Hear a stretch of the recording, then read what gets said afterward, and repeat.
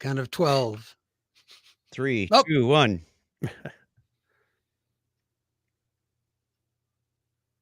Gonna move now? Okay, there we go. Hello, boys. Yeah. I actually forgot to sit still. We're back. It's like we went back in time and have those old timey cameras where you have to That's stand right. still for 10 minutes. Got to put your hand inside your coat so it will stay steady. The clamp on the back of your neck so your head Yep. doesn't move. Yep. Yeah.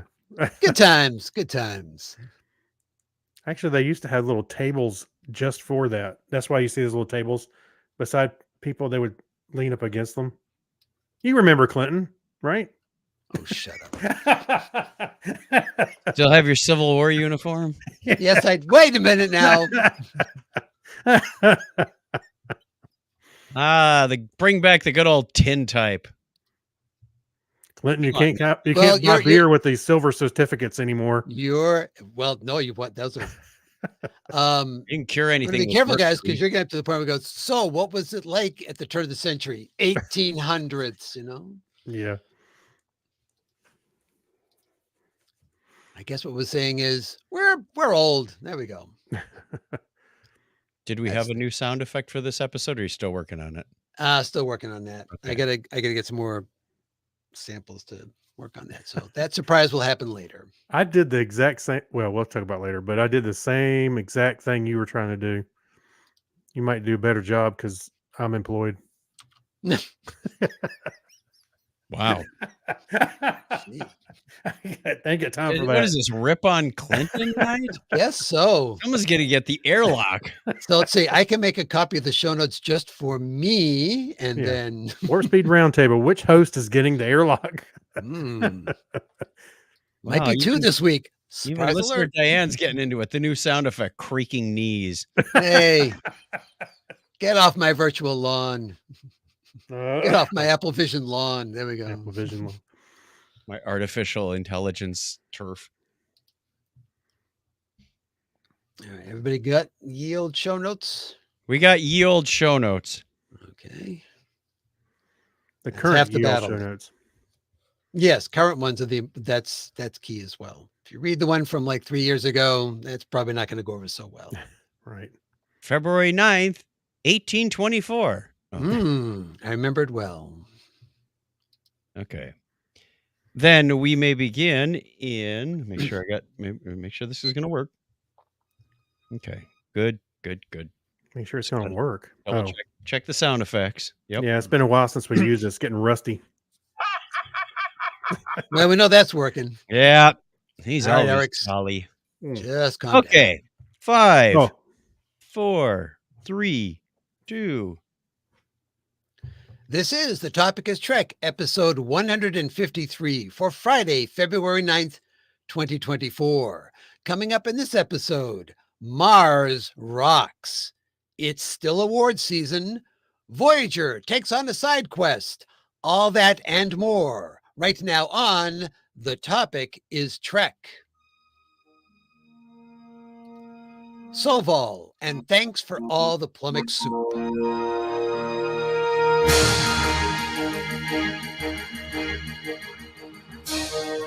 Welcome to The Topic is Trek, the podcast that runs on impulse power.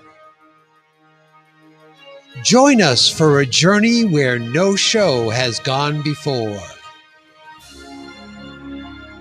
If it has to do with Star Trek, there's a good chance we'll talk about it sooner or later, because on this show, the topic is Trek. Engage already. Well, hello, everyone, and welcome to another thrill-packed edition of The Topic is Trek. I am Clinton, one of your co-hosts here on The Topic is Trek. And, as I always like to say, I can't be a co-host without other hosts. So first, beaming in from parts unknown with the hip new catchphrase, it's going to be all the craze on the interwebs. Tomorrow, not tonight, but tomorrow, it's Mr. Craig Stepp.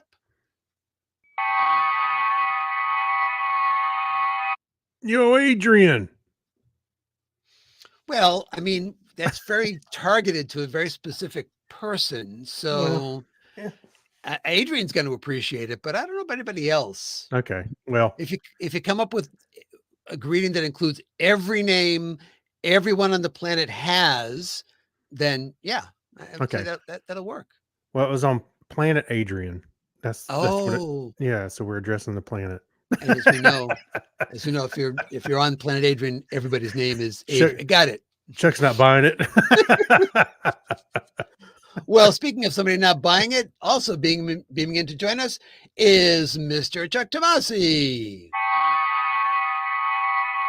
Move along home. There you go. Oh, let's not do that. Yeah. Let's not do that at all. Well, it's been quite a while since we had our last episode. Been a while since our last confession here on the Topic is Trek. Yeah. Anybody been up to anything exciting except being in this little box here on the internet? I got a nothing to new confess. gift. Shh. Oh yeah. Oh there you go. yes, and that's strangely enough looks exactly like mine over there. So I won't go pick mine up and have it drop on the floor. Well, I guess I better go. Okay, so we better explain to the listeners what's going on with the swishing Right. effects. So there we go. There you go. We Hey, all have an wait a minute. Clinton's got NX01. Clinton's got the background to go with it too. That's right. We all have an NX01 metal model as Refit. designed by Doug Drexler. Yeah. This is actually the refit. It's the refit, which is Mhm. now canon. Oh yeah. And Which, I Go ahead. That's the please. bottom piece. I was reading a review of the model, Mhm. and the person said, and it fitting in with the line of the other non-canon spaceships in the Eagle Moss line, and they mentioned the Titan, which is now canon, Yeah. and Right. and this, which is now canon. Mhm. And there was one other ship, and I can't remember its name. I figure, well, only a matter of time for that one now. Because Yeah, I know, right? Yeah. That's right. Yeah, I ordered these from Master Replicas and for all three of us, and I ordered them early December. I just happened to see it was Doug Drexler was talking about signing all the little plaques for it, and I went, "Whoa!" I said, "That's pretty cool." So I figured we had to get one. And I ordered it, and I was like, "I'm not getting a shipping notice. I'm not getting a shipping notice." And then January rolls around. I'm not getting a shipping notice. Limited edition of 500. So we have 3 of them. That's right. We we're cornered the cornering market. on it. That's right. So actually, I was very surprised how hefty it is. Yeah, it feels like it's made out of pewter or something. It's got a weight to it. Yeah, Well, the weird especially thing is the only other metal ship that I have is the Hallmark oh, NX01, which is also metal. Oh! So I Pre-retrofit. that's pretty good. don't know But yeah. what it is with metal with those ships. So, and after getting this, I started thinking I kind of want another one. I did see the Cerritos on there, as well as some others. Anyway, there's a lot of ships on there. Of course, those are where Eagle Moss landed after it went under. Right. So we want to take a minute here. With the introduction to the program was a little fun play on words, but we are indeed sad to note that the passing of Gary Graham, the actor who portrayed Vulcan Ambassador Soval on Star Trek Enterprise. Right. Graham also starred in the TV adaptation of Alien Nation, which I recall watching at the Yes. time. I like that show. Yes. I like the movie. We were just talking but I about like this the show. past week. Mm-hmm. He also appeared in dozens of television shows.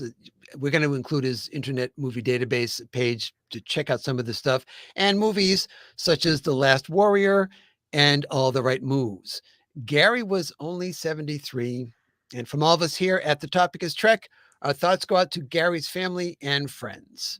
He bears a resemblance, in my opinion anyway, to Timothy Hutton from Leverage. Really? These two mixed up. Yep. Okay.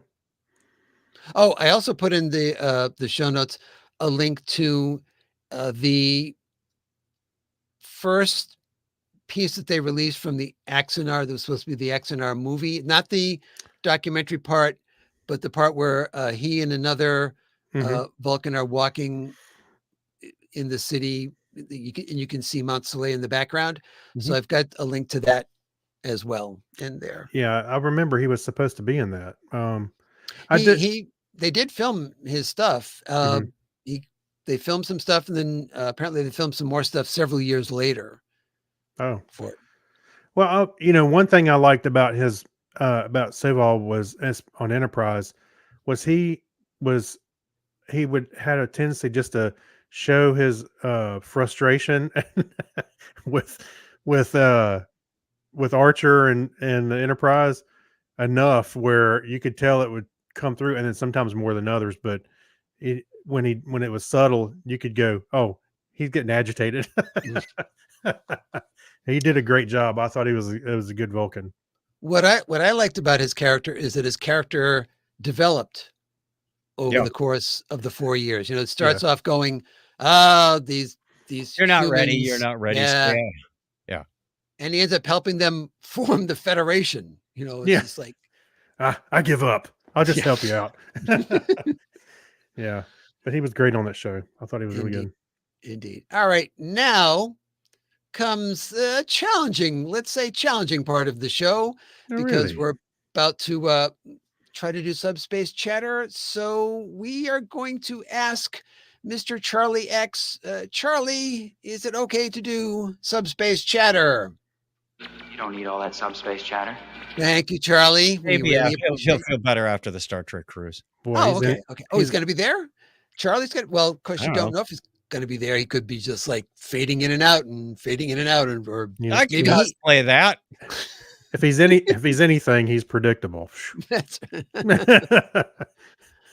all right. Well, Craig, you've got the first story here. All right. So this story kept popping up on our Star Trek news feeds. So let's get into this one. All right.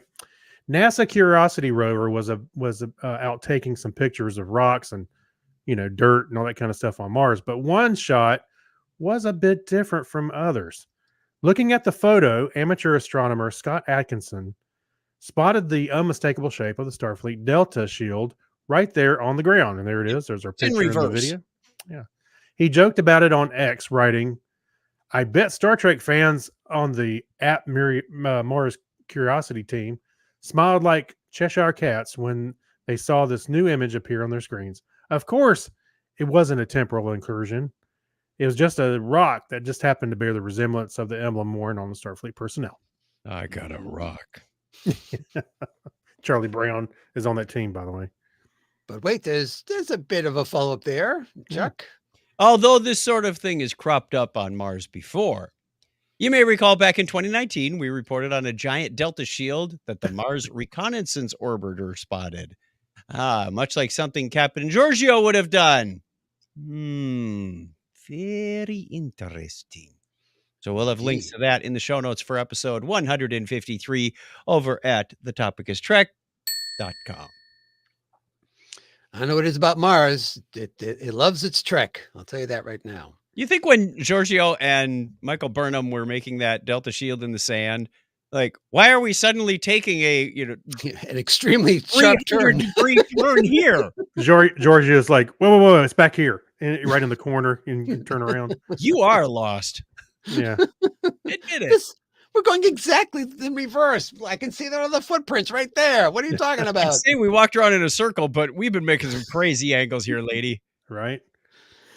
All right. Next up, congratulations to the cast and crew of Star Trek Picard Season 3. On February 4th, the series picked up 4 major awards at the 51st Annual Saturn Awards. There were major series- awards like lamps. They got lamps. They got the leg lamps for this. The series won for Best Science Fiction Television Series, Best Actor in a Television Series, Patrick Stewart, Best Supporting Actor in a Television Series, Jonathan Frakes, and Best Supporting Actress in a Television Series, Jerry Ryan. And another Paramount Plus series, Strange New Worlds, picked up 1 award for Best Featured Guest in a Television Series, and that was for Paul Wesley. I read that and I thought, he's a little more than a guest, I think. At this point, he's moved in. It's like, you got your own ship. Get off of He's here. going to take over. He's actually assigned quarters on the Enterprise. Oh my. Oh, Yes, indeed. all right. So, in addition to those honors, several members of the cast members of Star Trek: The Next Generation were on hand to receive a special Saturn Lifetime Award achievement award. Excuse me. Normally given to an individual, this award was presented to the entire cast for the impact TNG has had on television as a whole. On hand to accept the award were Will Wheaton, Brent Spiner, Gates McFadden, Michael Dorn, Sir Patrick Stewart, and Marina Sirtis. The award was presented by a longtime Trek fan and president of the Marvel Studios, Kevin Feige. How about that? And as we know, Kevin is definitely a well-known fan, certainly of the Next Generation. Mm-hmm. A lot of what happens in the cinematic universe, like an Endgame and so forth, is really inspired by Trek. So Thanos? very cool. Not Thanos. Maybe Q. I don't know, because they got the snap, right? So who knows? Yeah. Could be. True. Could be. That's true. All right. What do you got for us next, Chuck? Well, when the next headline came up on our screens, we had to do a double take. And run away, I guess. I was taking a drink. That's as close as I had to a double take. Oh boy. Craig almost spit out his drink. I know. I was taking a sip and go ahead. Wasn't even watching. Deadline.com reported that Michelle Yeoh's Star Trek movie adds 7 to cast. Yeah. Well, I think you can understand our confusion, but no. Jerry Ryan will not be in Section 31. Or will she? We don't know. But what we do know is that 7 more cast members were announced, including, I'm doing my best here, people, Omari Hardwick, Casey Roll, Sam Richardson, Sven Roygrock, Robert Kaczynski, Umberly Gonzalez, James help me with that one. Hiroyuki Liao? Okay, we'll go with that. Naturally, no real details were given about what roles each will play, but considering this streaming movie will be about Section 31, we're betting it will be hard to tell which side any character is on. That's Filming is now underway, and there's been no premiere date announced by Paramount Plus. By the way, unless you... Oh, go ahead. I was, as we pointed out earlier, when it said movie adds 7 to cast, and it was 7 was spelled out, I went, huh? Wait, what? I quickly clicked on it, even though I was sure. I was like, oh, this has got to be some kind of clickbait kind of thing. Well, except that it wasn't. I'm thinking the most unintentional clickbait ever, Yeah, I know. Add 7 to cast. All right. Yeah. How does that even work? I don't know. Let's find out by reading the article. Oh, it doesn't at all. Yeah. All right.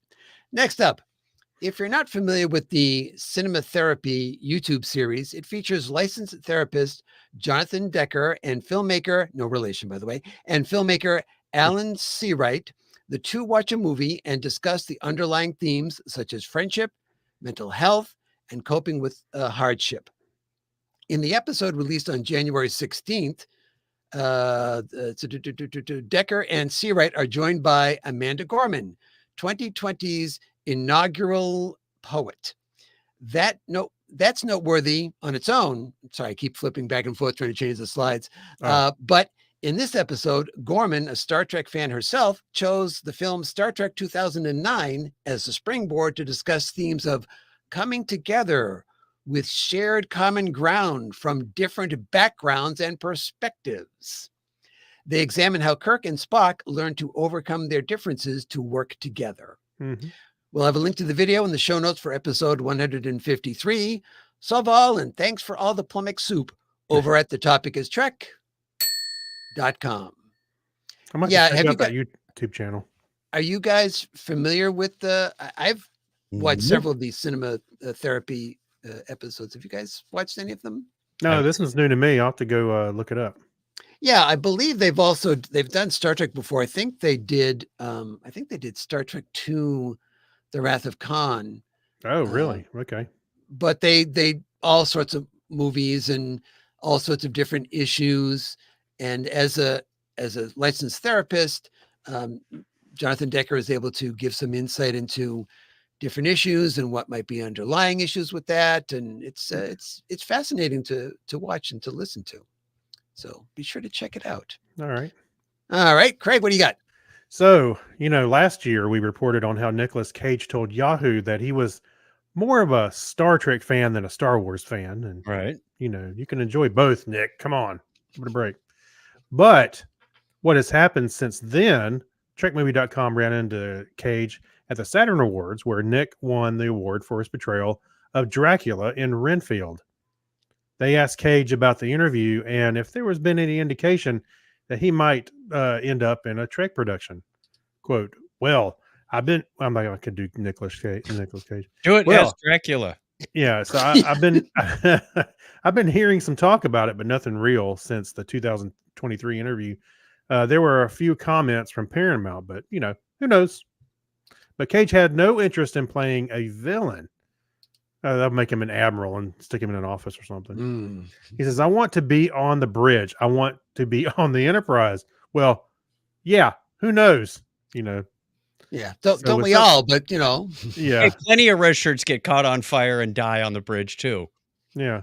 What was the other Enterprise we saw in Picard? Was it was F? Yeah, I guess it was F. Yeah, he can be on that one. It's still floating around. With so many movies in early planning stages, we recommend you stay tuned for more on this topic. Indeed. All right, now I had a couple of more articles. Didn't get a chance to really flesh them out, so I'm gonna get your guys' opinion about these. And the first one here is an article, and this relates to the comics, but the headline is right there. Star Trek explains why Harry Kim was never promoted. And what do you know? What do you think the reason is that they come up with why he was never promoted? All the command positions were already taken. Yeah, it was an issue with Starfleet HR. The answer that they come up with is he was a spy. What? And the idea was that he needed to stay at a lower position. So he could be on the bridge, but it's kind of like a lower decks thing going on at the same time. So he had to avoid. So was Janeway in on that? Well, one would assume so, but I don't know.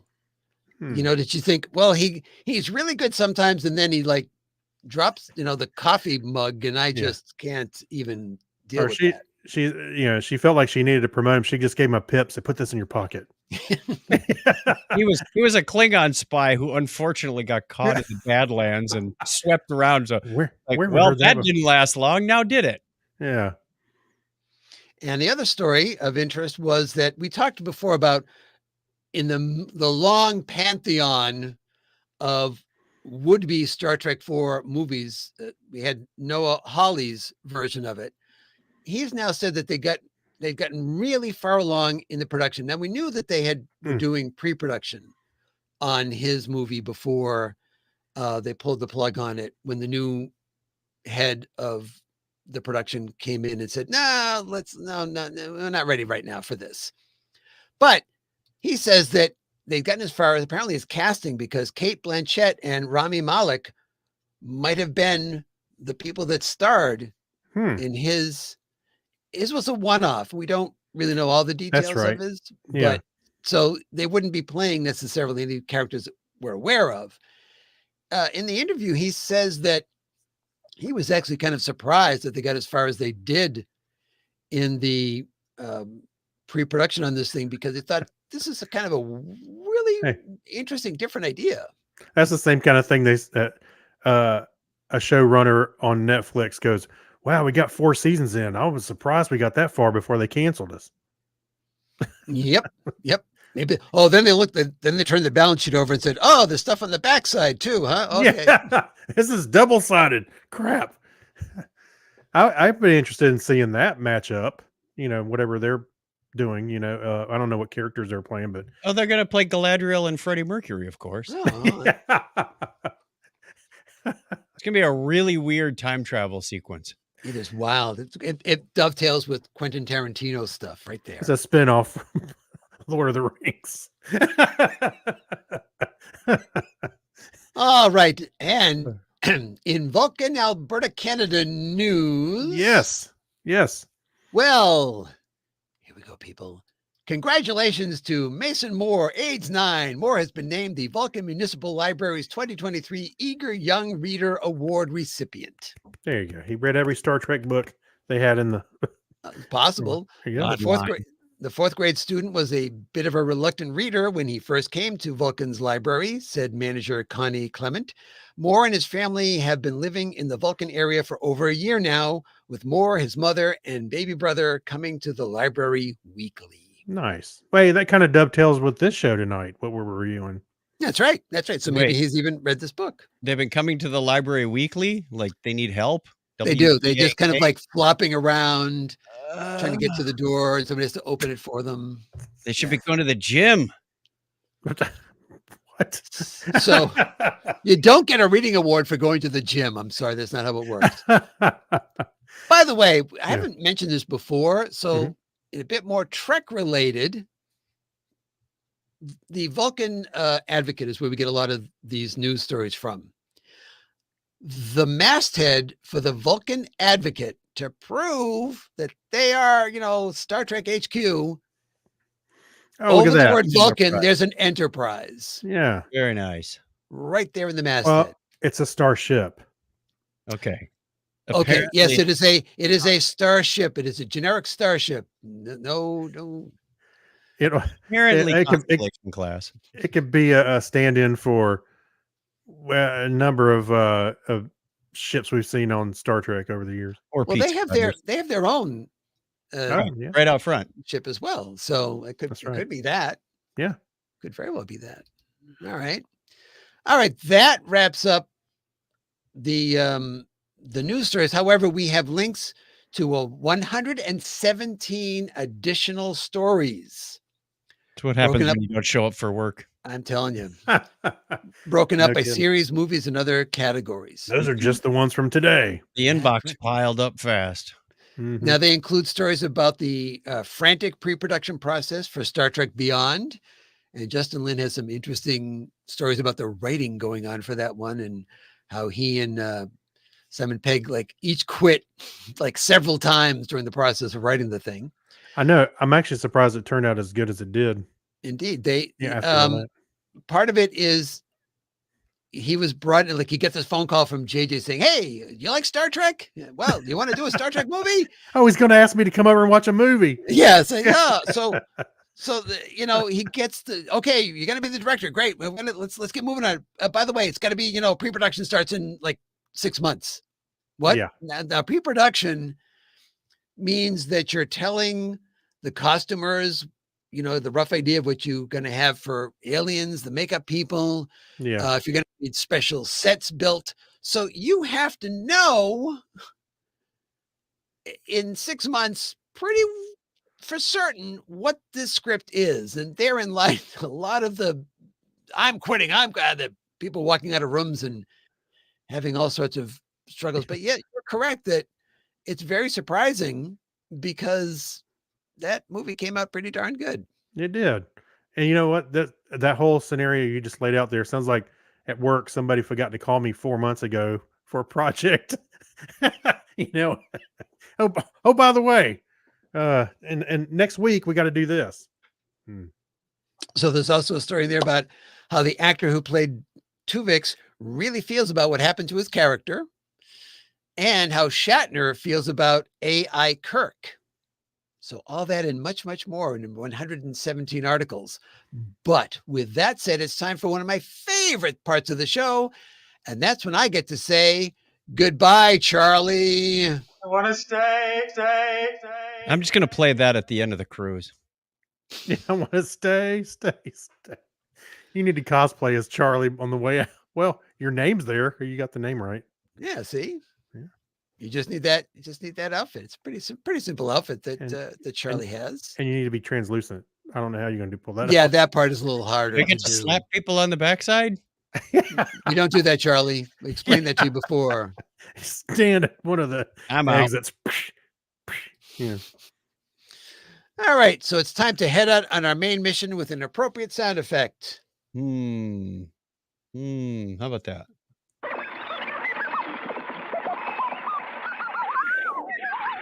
Sure. Getting nothing on subspace. Well, we don't need other subspace chatter because we're going to talk about a book. So, Chuck, why don't you start us off with a little bit of info? All right.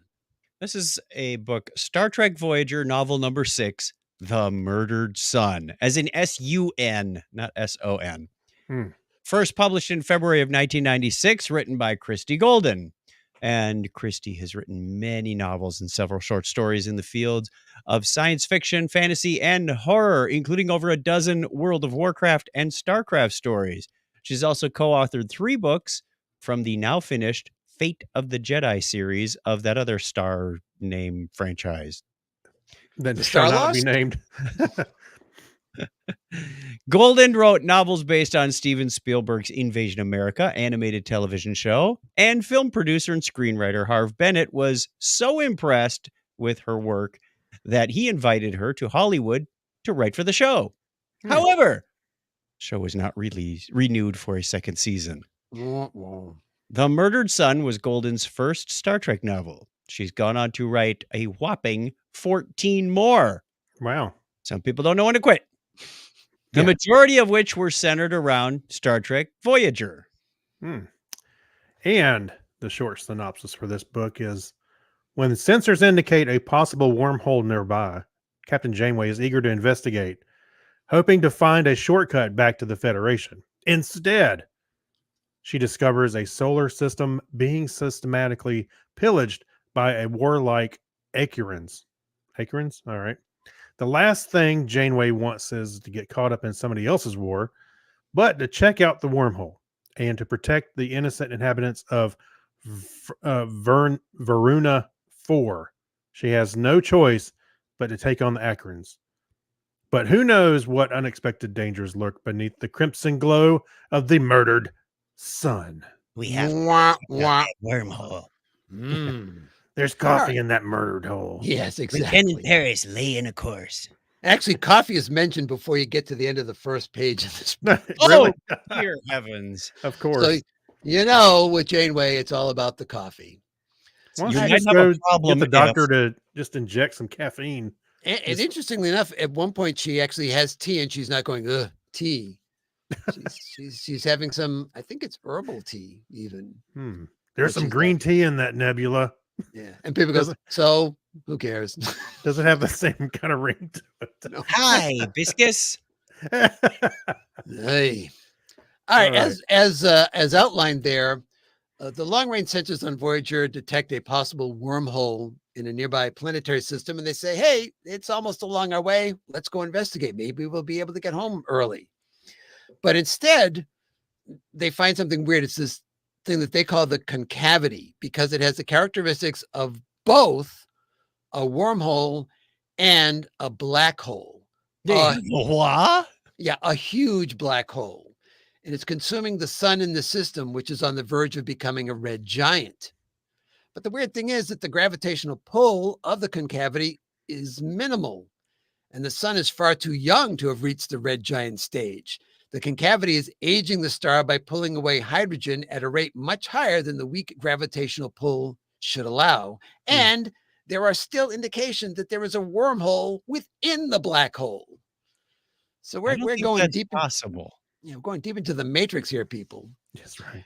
Now, on top of all of this stuff going on, there's several planets that they're scanning for life, and they come across this buoy that says, you have violated, and I'm going to pronounce it, Akarian space. Okay. Retreat immediately. Now, Neelix has never actually seen the Akarians, but has heard stories about them. Of course. He's saying, hey, I heed the word and let's get out of here, because he says that the Akarian Empire was built through conquest and plundering. Wow. You know what? You sound just like him, by the way. Yeah, well, Captain, I really feel like I think we should steer clear of these people. Yeah, they sound more like Vikings from your history records, pillaging and looting and I know it's kind of a cross between Neelix and Woody Allen at that I point. know. But anyway, It's like um, you're sliding into Woody so Allen. they're tall, bipedal, strong, and usually wear heavy armor, right down to wearing helmets and masks. So they're very mysterious.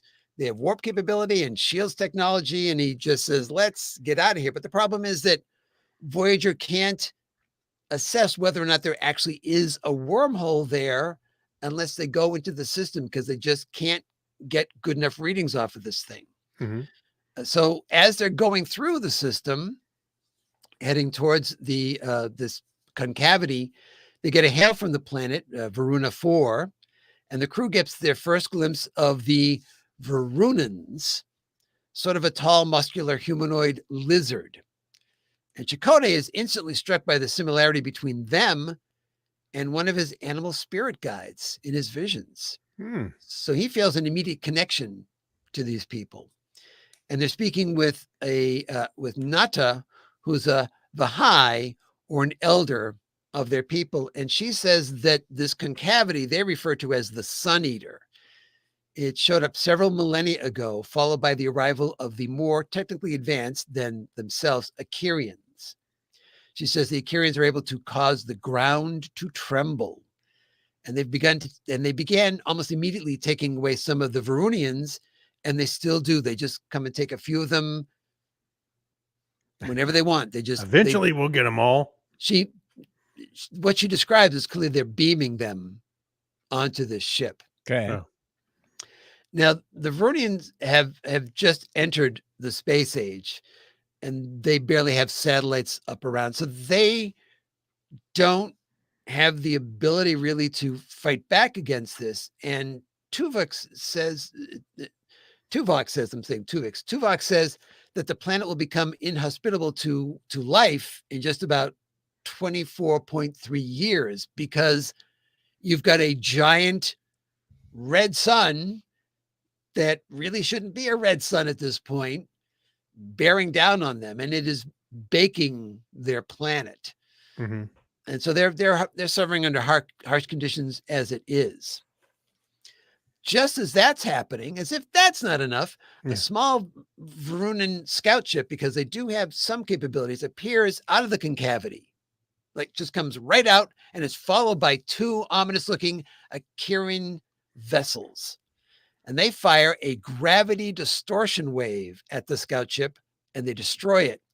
But not before the pilot is able to transmit information about the Akirian base inside the concavity to Vihanata, and the information also goes to Voyager because they intercept it saying, Janeway says, I know it's kind of a private thing, but let's get that info too, find out what's going on here. That's eavesdrop. It is. Linnaeus, commander of the lead Akirian ship, Victory, demands that Voyager surrender because Voyager, as you recall, got a warning. Don't come here. We don't want, get They've out. been in that situation before. Mm-hmm. Well, so they obviously are not going to surrender. When Janeway refuses, they fire the gravity wave at Voyager. Oh no, we just saw what it did to the scout ship. So clearly it did nothing. Did absolutely nothing. What happens is that the gravity wave that they fire, the gravity weapon, operates along the same basic principle as Voyager's graviton shields. Oh, that And was so- fortunate. Yeah, so it kind of just bounces off, and Tuvok says that if they increase their gravity wave weapon at us, it's just going to meet equal resistance from the shield. So we've got nothing to worry about. I am rubber, you are glue. So of course, that's your first clue that there's something to worry about, because we got nothing to worry about. While that's happening, remember there were two ships that came through. So the other ship is firing on the planet, and it does major damage. It causes all sorts of issues. Excuse me. 1 second there we go. And that's out of the way. And so Janeway is getting a little perturbed by this because now they're just firing on what she considers to be innocent people. Certainly this is an unfair fight because you've got a technically advanced ship shooting these gravity waves at these people that barely made it into space at this point. Right.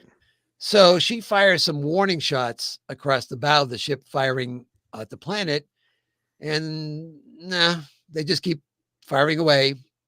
So they take out the engines of that ship and disable it, which should indicate that they're not to be messed with. However, the other ship, the Victory, decides to shoot off these probes.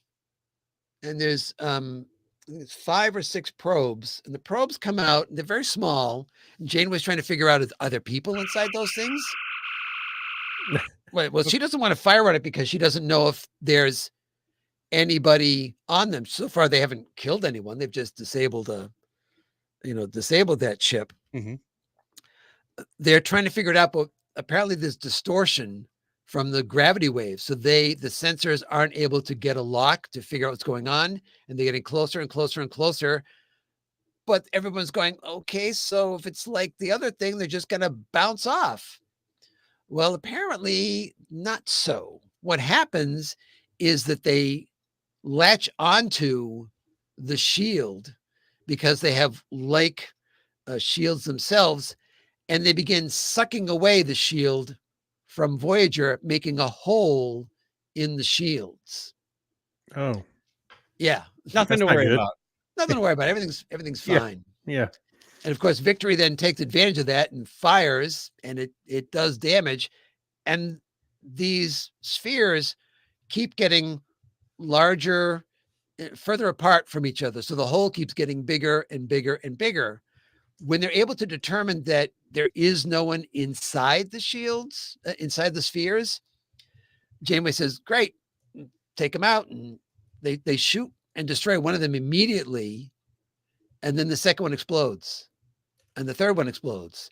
And the fourth and the fifth, they all explode. And it rips open a whole huge section of the shields for Victory to get at. And then they manage to get out of that, and they fire at the Victory, and they do enough damage that, okay, the first ship is incapacitated. The second ship now has had problems. It is not functioning completely well, and that'll be important in a moment. So the Victory beams over the people from the disabled ship, and they take off. And it's important to notice that there was damage because they don't head for the concavity that they came out of. They're heading in a different direction. And it turns out where they're headed back to their home planet, because without shielding, they can't go into the concavity. All right. With me so far in this one? Yeah. I think so. Yep. All right. Let me take myself down here.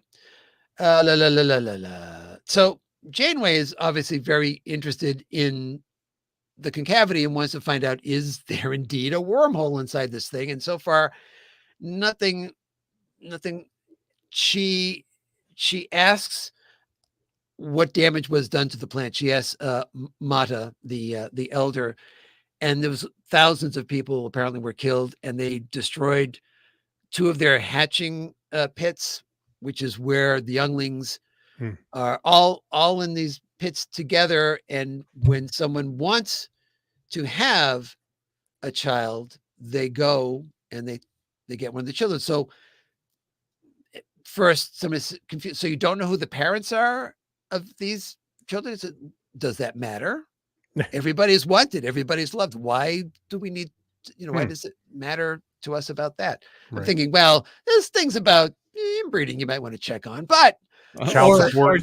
Or genetic abnormalities. yeah.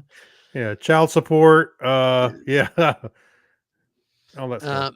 So again, Chakotay has felt this instant connection, but Paris is kind of repulsed by these creatures, these reptiles. He doesn't like reptiles, and it's really funny because at the end of the scene, I wonder why he doesn't like reptiles. Well, I checked.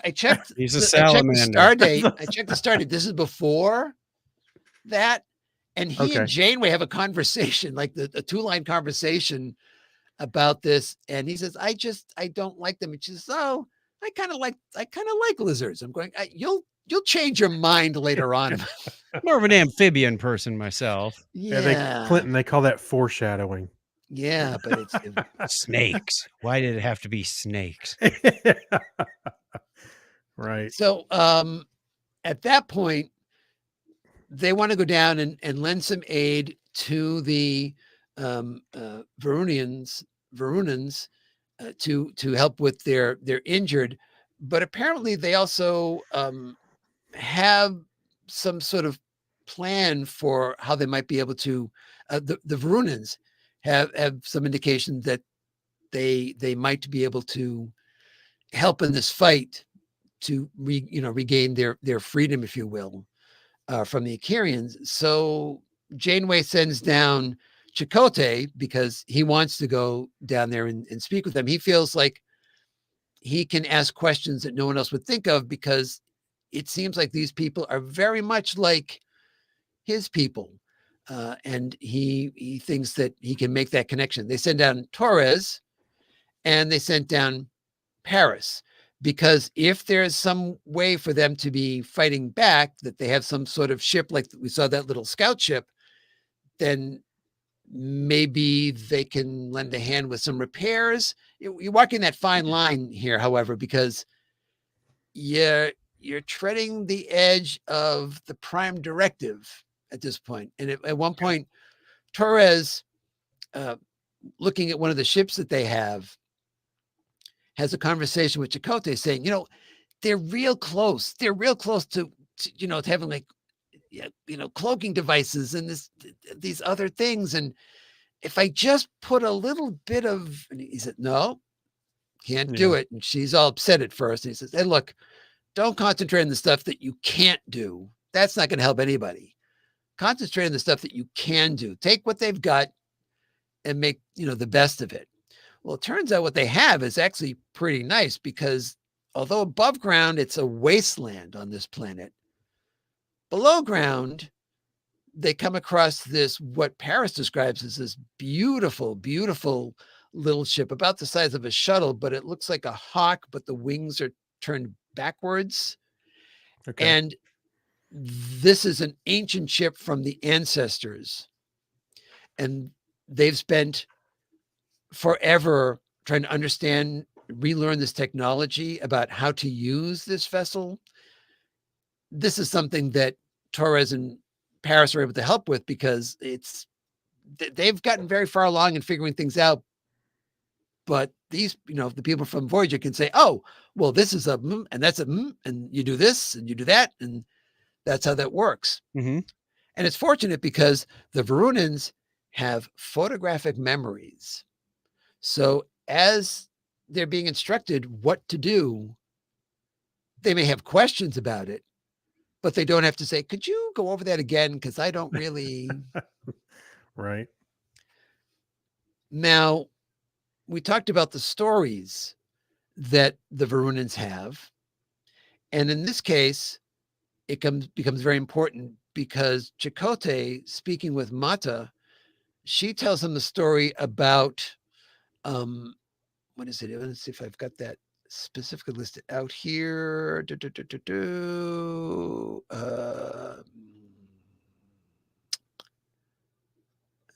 The soul's journey to truth. And this story, Chakotay's listening to this fable, talks about the soul that found its 6 guardians: courage, faith, conviction, kindness, wisdom, and love, and learned from them. And with their help, the soul reached its destination. And then Chakotay realizes what she's saying, because one of the ships, that ship that they were all Googling over, is called Conviction. That those 6 guardians are 6 of these ships, and they're being worked on below ground where sensors can't get at them, all over the place, trying to get them all up and running. And they're all kind of at the same state, just, close, but not quite, quite got it. And time's running out. So we need to get this done. And then Milana's Chakotay like, says, you just need the screw. yeah, and that's it. Finish And the screwdriver, and that's all you need. Yeah. Then, of course, the logical question is, okay, that's the Guardians. Well, what about the soul? And where Mata and Chakotay have walked to while she's talking about this story, they end up in this big field, and the ship is right below the surface. It's a huge colony ship, Hmm. and they go inside of it. There are some, they're not traps. And I think that's one of the issues with this story. It's kind of weird, but there are, let's call them tests that automated systems throw at Chakotay and Mata. And of course, Chakotay is going, but As he because, does. yeah, and not in a good way, but because the Varunans have a photographic memory, these stories that they tell are actual history. They're not metaphors. They are actual things. So it's a call and response almost. And she's able to give all the correct answers. And they're able to then power up that ship as well and, get information off the ship that tells them, and here's some more information about the Guardians that you probably want to know. Here's schematics, and here's this and that. So they're able to get all the information they need to get these things up and ready to go. Now, meanwhile, we got two other things happening. First of all, the Akarian ship has gone back to its home world Okay. to be repaired, and the commander in charge of the ship that Voyager took out, the commander of the Victory relieves him of command, shall we say, and puts his second in command in charge, makes him a first warrior in charge of that ship. Now, this warrior, whose name is Garia was the one who convinced Linnaeus, the captain of the Victory, to beam over the crew from the other ship. Rather, what Linnaeus wanted to do was just leave them to suffer in their victory and be, killed by the crew of this alien ship and blah, blah, blah, blah, blah. He's beginning to think, I'm not sure the captain is all there, really. But, he's a warrior. Mhm. And the warriors in this society have pretty much free reign in what they do. There's a queen, so they do have to go back and report to her about what happened. But they also said that they're not going to let her in on the secret, and we find out what that secret is a bit later on. Then they're going to be heading back, right back where they were, to go after Voyager again. All right. At the same time, Ensign Kim, that spy we all know and love, Yes.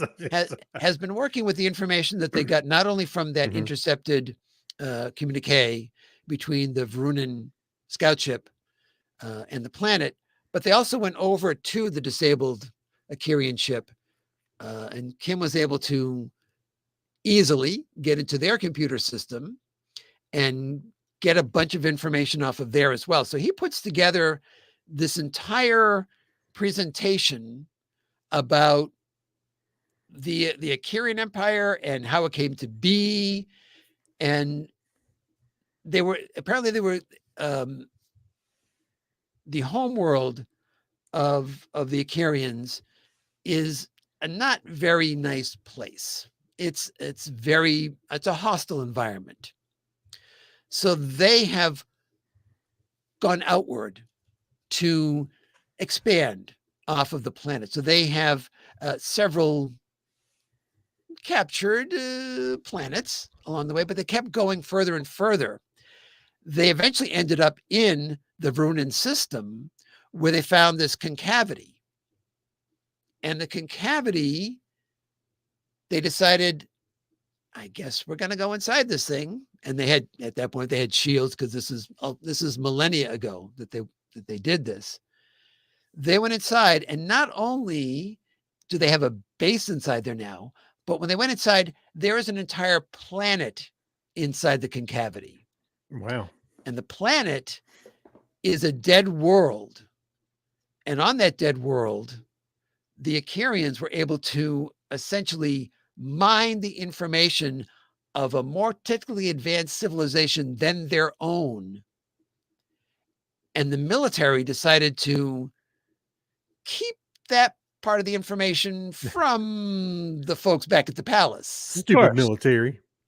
You know, that they're just doing stuff out Mhm. there, you know, someplace they're doing things, and where we're using these other people as slaves, and you know, to do the excavating for us, which is what indeed why the Varunans are being taken, is because they're being used as a workforce to do the actual, because this is not a, you can imagine, it's not a very inviting environment inside of this, whatever this thing is, this Sure. concavity. Yeah. So they don't want, they're not doing it themselves.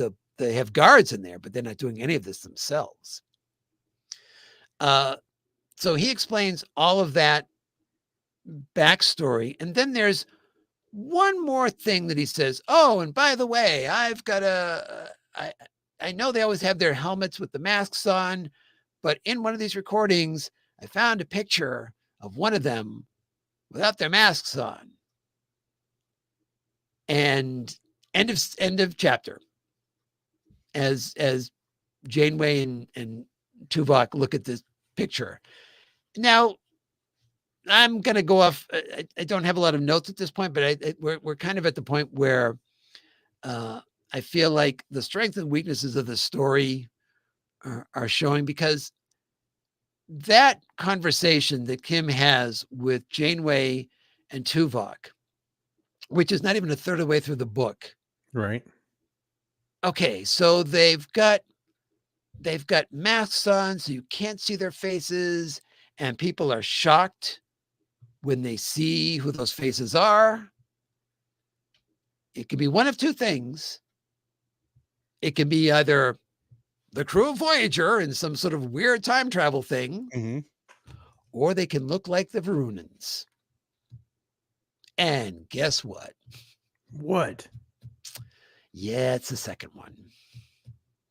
And so to me, tipping your hand that much that early in the story Mm-hmm. just kind of, and matter of fact, they do it a second time later on when they brief Chakotay. Oh, if you didn't get it the first time. Yeah. And it almost, it makes the ending feel very rushed, which it is. It's only a couple of pages long, the ending of this story. So eventually what happens is they're able to get the ships off of the Guardians off, but they don't have shields of their own. So they're protected by Voyager with inside Voyager's shields. And Paris is leading the group that's going to go in, and the group of Varunans are going to go in, land on the planet, get their people, and get back out. Voyager is going in to find out, is there a wormhole in here?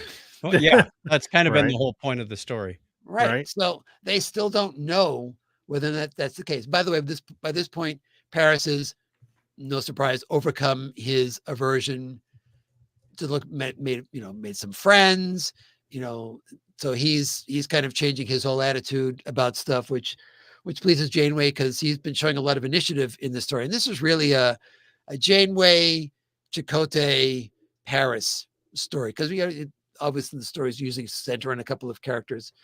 And in this one, Paris is, firing on all cylinders with a lot of stuff that he does. And Kim seems to just be able to do everything, but he's a spy, so what can I tell you about that part of it?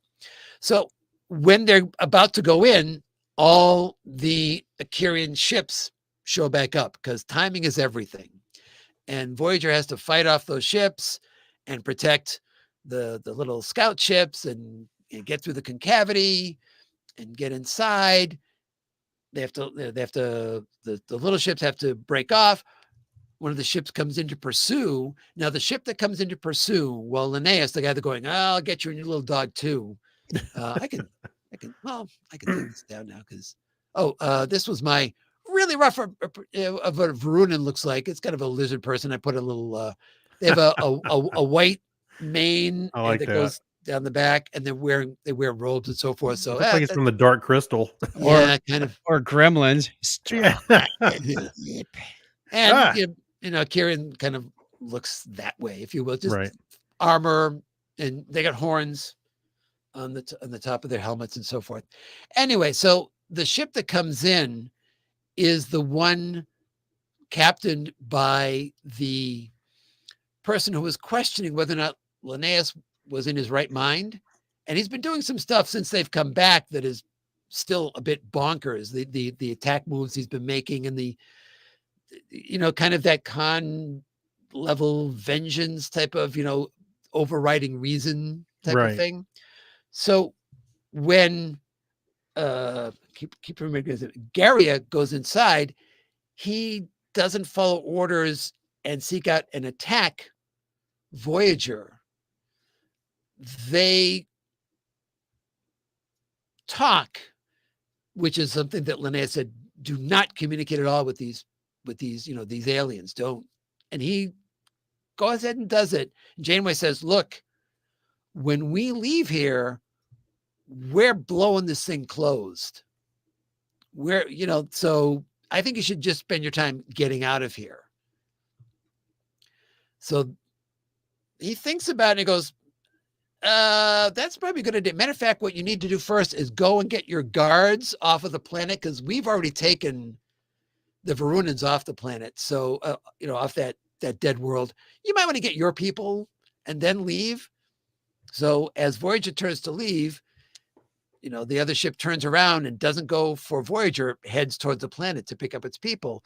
They're heading back out of the concavity because they've even asked, the Akarians, is there a wormhole in here? And the answer is obviously no, there isn't a wormhole in here. Right. Sort of. Sort of. So Linnaeus is coming into the concavity, and he's not going to go, oh, fun time, let's all be, friends. He has now entered, and he is going to fire at Voyager. And the problem is that we noticed that when the scout ship and the Akarians came out of the concavity, they weren't firing at each other because it's too volatile in that space. Yeah. I was going to say, you probably don't want to be firing inside the concavity. So this is kind of indicating, it's kind of gone off the deep end here. They get out. I mean, Voyager and the other ship get out, and Linnaeus turns and fires anyway, and just the whole thing, and it's gone. That leaves us with a question about, okay, so what the heck was going on here? Why with the concavity? Why with the people, the two civilizations? What happened was that there was a mother planet, if you will. And this is the first introduction of an apostrophe in this story. Kashika, K apostrophe, right, Shikkaa. This world was a dying world. It was actually, its sun was actually turning into a red giant. They sent out several colony ships. One of them landed where the Akarians are. One of them landed where the Varunians are. And of course, this was millennia ago. So you lose, you don't remember. I mean, even though you got a photographic memory, you can't have everything. So they kind of changed their look a little bit based on the planets they were on. So one's a bit, gruffer. The other one's much more agile. But essentially, they're the same. All right, that explains that part of it. What's the deal with the concavity? When the sun was going supernova, there was a wormhole nearby. And the wormhole, so this is on the mother planet. When the sun explodes, it stretches that wormhole in all these odd shapes. And it stretches out in this direction and that direction. And it stretches out toward the Varunan system. I think I don't know if they're implying whether that planet was in the Varunan system or not, but it basically it reaches out and it sucks in this entire planet, kills everyone on the planet as Right. it's sucking this thing in there. Then over time, the wormhole starts to shrink and it's closed up at one end now, sealed off at one end. So it's a wormhole, but it's no longer functioning as that you go through here and you come out there type of thing. So that's why it has some elements of what they can detect elements of what would be a wormhole, but it really isn't anymore. Not in the sense that you would, want to use it that way, but it's shrinking. And so the warrior Akirians come up with a great idea. We will keep it open with a variation of what caused all this stuff to begin with the red giant explosion. We'll suck off the hydrogen into the concavity and keep it open and keep it functioning.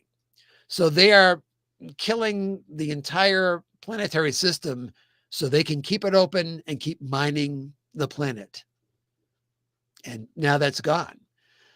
So they come face to face with each other on Voyager, the captain of the Akirian ship, Mata, and the queen of the Akirian people.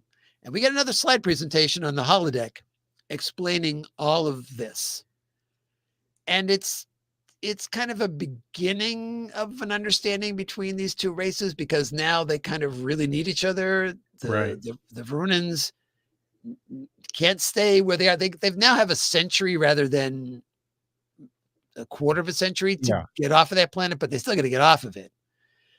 And the Akirians, their planet is pretty much dead, and they don't have access to any more of this easy route technologies. So that you're going to have this symbiotic relationship going on here between the two of them. And in a side note, Paris makes such an impression upon one of the pilots in the Varunan brigade that when she decides to take a mate and pick a child from the pit, they name him Tom Paris. How about that? For the Prime Directive. Yeah. So the Prime Directive kind of gets, some lip service here and there, and they really kind of skirt around it a lot of times. But I don't know. I just felt like there were a couple. Also, I felt like in this book that you would have minor issues. Like, okay, they're firing on us with the gravity wave. Oh, well, Voyager shields can take that. We have a minor inconvenience that we've got these pods, but we take care of that and everything's fine. And Voyager doesn't really have another problem, even though there are 5 Akirian ships that come back to take care of Voyager. Kim is able to get into this computer system on a whim. They must have Starfleet security. He's able. That's right. They're downloading all our records. He's able to not only he's able to go through all the information from the scout, from the Akirian ship, and come up with the stuff, put together this giant presentation about all of it. Just the like, as I said, there were no real traps on the Soul ship. There were just challenge response things, kind of like riddle me this, Batman type of things. And that's the threat level was oddly low for people who are going to be dead in 24.3 years unless they got off that planet, and somebody was trying to make sure they didn't, and all sorts of issues. So I thought the setup was better than the execution on it. That I would have liked a little bit more tension. You even have that scene with Torres and Chakotay arguing about, well, we can just give them some more tech. and that's over and a half a page. You know, and okay, we're back No, to it. no real conflict there. Yeah, and you know, Paris doesn't have a big problem because they have photographic memory. So immediately when they leave the planet, they are flying in, you know, wing formation to each other. When they land on the planet and are rescuing, when they the planet inside the concavity and they're rescuing the other people, they're all got weapons and they're firing the weapons, and it's just you know, I just felt like there was drama in here, but it just seemed to fall short on happening. So I don't know, you know, if you recall, because it was probably fairly recent for you, your book, Craig, do you feel like there was more in the way of high stakes in yours? Because I don't know if this is kind of the way the authors are told to do I don't know that this. there was really high stakes. I'm trying to recall now. It's like old man mode's kicking in. I'm like, oh, it's been a while since we talked about it. I don't remember it being super high stakes or anything. So keep that in mind, Chuck, because I'm going to ask you about that when we do your report as well. I'm about halfway through, and it's muted. Just leave it at that for now. I'll get to the real story when I get there. Which is a good segue to me saying that our next episode is going to be on March 7th, because Chuck and Craig are going on Star Trek The Cruise 7. Yes. Yeah, okay, right. And after the episode after that, after everybody's back from some follow-up travel, which is on March 21st, Chuck will give his Trek book report. And Chuck, again, the name of your book? I know it's a. Did I write it down? I don't have it on my desk. Let me look real quick. I have pages and pages of notes.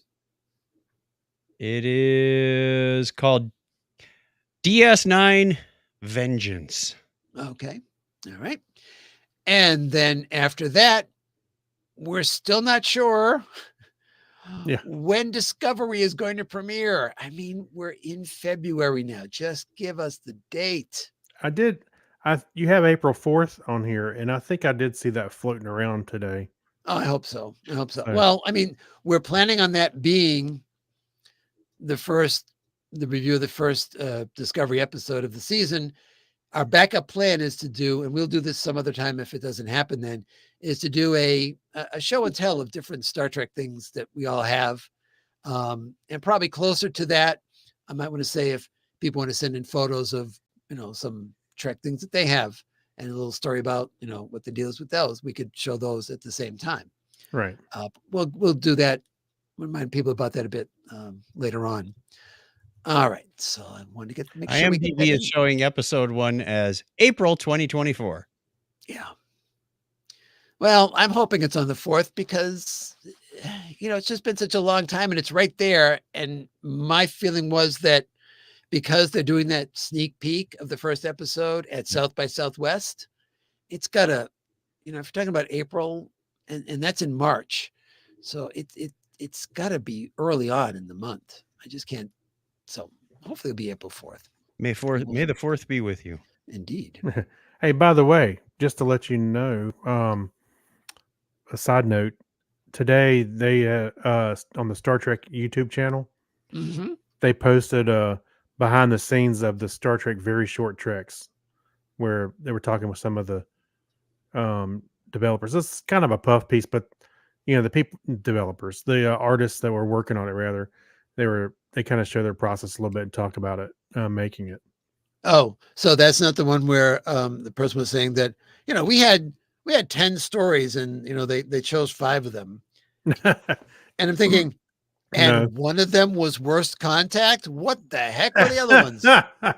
No, but they talk about their process and talk about working with Paramount and how excited they were and how they love Star Trek and blah, blah, blah, blah, blah, you know, that kind of stuff.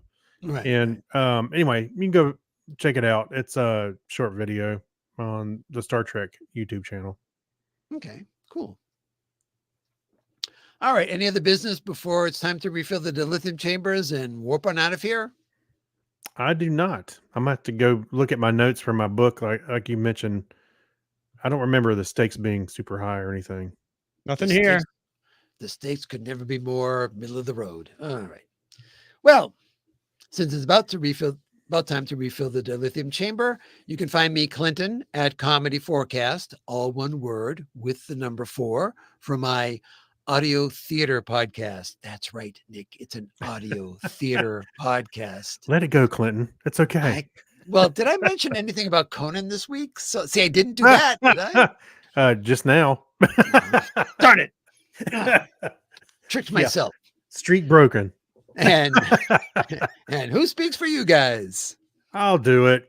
So go search for Technorama Podcast on Google or any other place that you find your fine podcasts, and you'll find our fine podcast, Technorama Podcast, 19 years and going, which is Clinton's also a 19-year-old podcast. Mhm. So we're old. We're at almost 40 years of podcasting between us all. No, 60. Yeah, Math is not a strong hard. point. Yeah. 2, Neither is 8. neither is humor. Yeah. So anyway, what? Come on. Who? So anyway, go check us out. Find us anywhere. Excellent, excellent. All right, time to hit the theme, boys.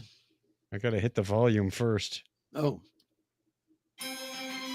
If you like the show, please be sure to tell a friend about it and subscribe so you never miss an episode. We'd love to hear from you.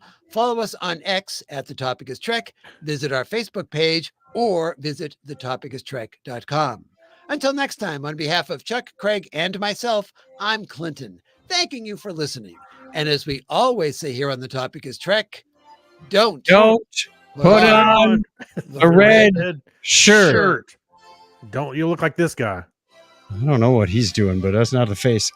That doesn't look good. Got a fever.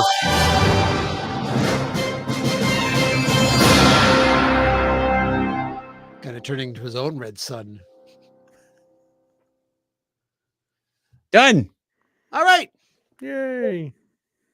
So thank you for being here live with us. If you were able to join us live, if not, we'll just put up the schedule so you know when we're going to be doing another episode, and hope you join us then. Yes. Thanks, everybody. We'll see you later. Bye. Bye-bye.